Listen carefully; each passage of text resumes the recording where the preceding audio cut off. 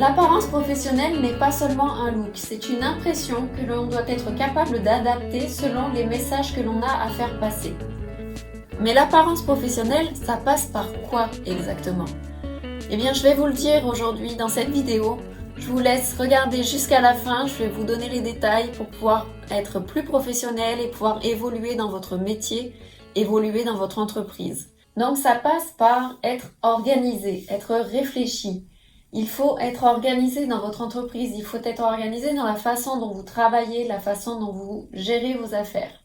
Vous devez faire attention à votre environnement.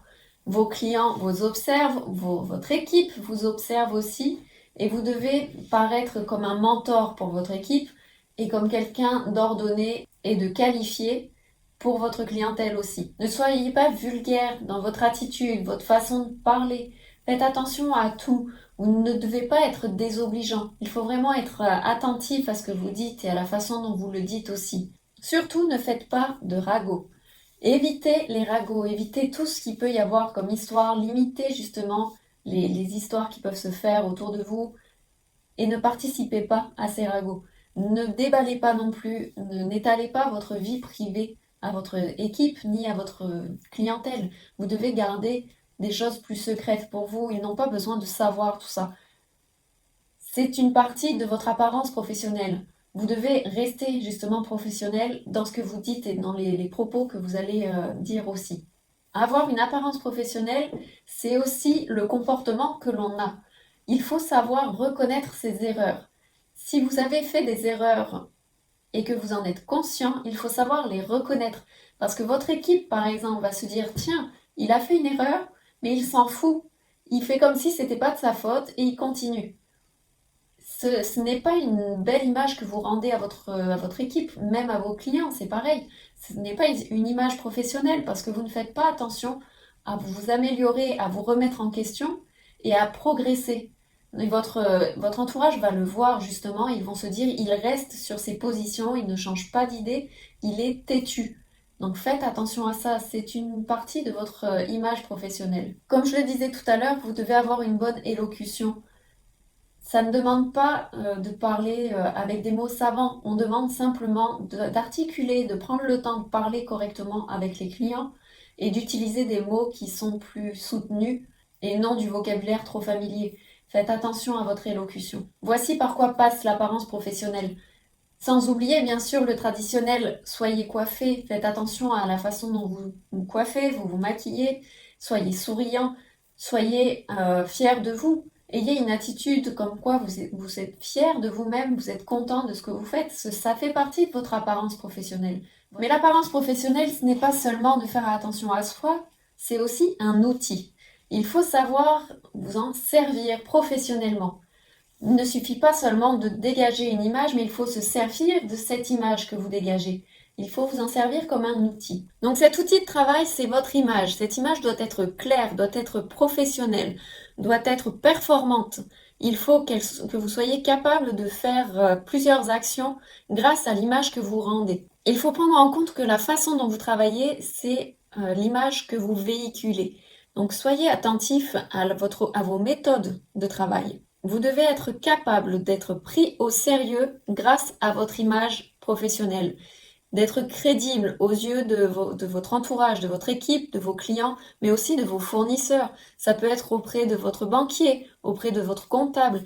Ça va vous permettre d'être crédible, d'être pris au sérieux. Vous devez être capable de convaincre les gens avec lesquels vous discutez, avec lesquels vous échangez.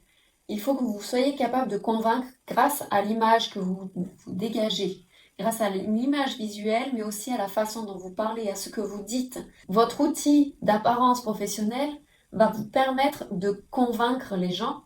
Il va vous permettre de savoir paraître, de soit vous fondre, soit justement de vous différencier. Si un client vient dans votre entreprise et que vous faites des services comme le voisin, il va peut-être préférer venir chez vous parce que vous vous différenciez par votre attitude, par votre façon d'être, par votre façon de travailler. Et ça, c'est hyper important. C'est pourquoi je dis que c'est un outil. Il faut vous en servir parce que c'est ce qui va vous attirer beaucoup plus de sympathie par les gens qui vous entourent. vous servir de cet outil de travail va vous permettre de mettre en place des partenariats. Il va vous permettre d'avoir une équipe beaucoup plus sûre d'elle parce qu'ils vont vous prendre comme mentor. Ils vont vous prendre comme exemple pour évoluer et pour progresser, continuer d'être actif dans l'entreprise de façon positive.